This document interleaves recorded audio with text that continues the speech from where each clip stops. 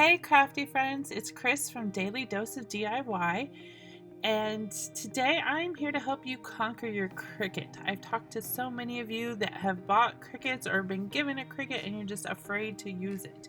It's not your fault. There's so much to learn and understand. That's why I've put together this book for you. It's a guidebook full of cheat sheets. You can learn how to weld, how to make images, what to do when everything turns one color, what to do when your letters fill in. We cover troubleshooting and everything you need to know about how to run Design Space and how to use your Cricut machine. People that have gotten my guidebook are just thrilled that they're with the crafts they're able to make now. It's just warms my heart. It's so fantastic.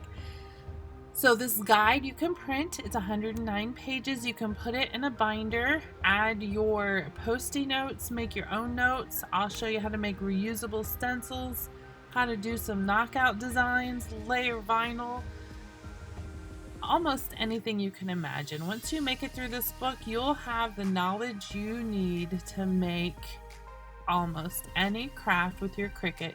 It works with explorers and it works with Cricut makers. If you have any questions, don't hesitate to comment below. Can't wait to see what you make with your Cricut.